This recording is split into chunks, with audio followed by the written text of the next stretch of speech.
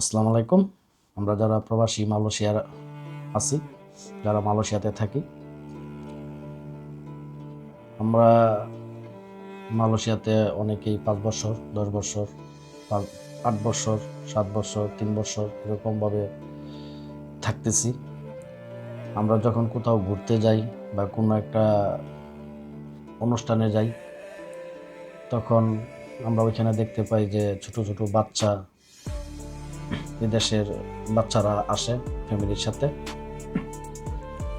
তো এই বাচ্চাগুলা দেখলে আমাদের মানে এমনিতেই মন চায় যে তাদেরকে একটু আদর করি। এই ধরেন 2 বছরের বাচ্চা, 3 বছর বা 4-5 বছর, 6 বছরের বাচ্চা, যেমন আমরা দেশে যেটা করে থাকি।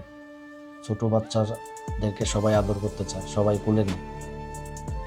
এই একটু গালে হাত দেওয়া বা একটু কোলে নেওয়া বা একটু হাত ধরে একটু শয়তানি করা, এগুলো আমরা অনেকেই করে থাকি। এটা আমাদের দেশে আমরা করি। আমাদের দেশে এগুলা কোনো সমস্যা নেই।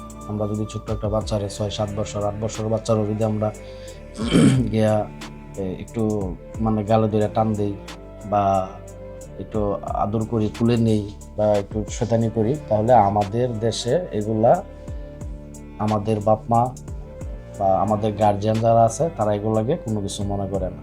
তবে মালয়েশিয়াতে এটা একেবারে ভিন্ন। মালয়েশিয়াতে যারা আসবেন বা যারা থাকতেছেন, কোনো ফাংশনে গেলে আপনারা ছোট বাচ্চাদেরকে আদর করতে যাবেন না।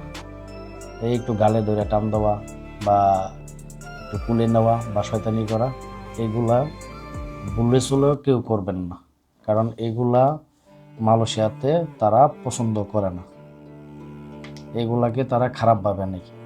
যদি একটা বাচ্চাকে আপনি আদর করেন, আপনি ফ্রি মাইন্ডে গেছেন আদর করতে, কিন্তু ওরা ভাবে এটা সেক্সুয়াল বিষয়,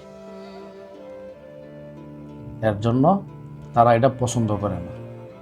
এরকম অনেক ঘটনা ঘটছে, এরকম অনেক সমস্যায় অনেক বাংলাদেশি বা বিভিন্ন দেশের মানুষে পড়ছে। তো আপনারা কেউই এই দেশের যারা লোকাল আছে তাদের ছেলে মেয়ে বাচ্চা দেখলে আপনারা কেউই তাদেরকে আদর করতে এভাবে যাবেন না। হ্যাঁ, এমনি ঠিক আছে, দূরে থেকে ডাক দেন, কথা বলেন, সমস্যা নেই, কিন্তু একটু গায়ে হাত দেওয়া বা একটু গালে হাত দেওয়া বা একটু কুলে নেওয়া, এগুলা আপনারা কেউই করতে যাবেন না। এইগুলা মালয়েশিয়াতে একেবারেই পছন্দ করে না। যদি এগুলা কেউ করতে যান, তাহলে আপনারা বড় ধরনের সমস্যায় পড়তে পারেন। এটাকে এরা সেক্সুয়াল বিষয় মনে করে যে এটা ঠিক না, তার জন্য তারা এগুলো পছন্দ করে না। যদি কেউ করে থাকেন বা করেন, যদি কেউ দেখে, দেশের যারা গার্জিয়ান আছে তারা যদি দেখে, তারা পুলিশের হাতে উঠাই দিবে বা তারা সমস্যা করবে। তো আপনারা এই কাজগুলো থেকে সাবধানে থাকবেন। এরকম কাজ কেউ করতে যাবেন না কখনো। ভালো থাকবেন। আল্লাহ হাফিজ।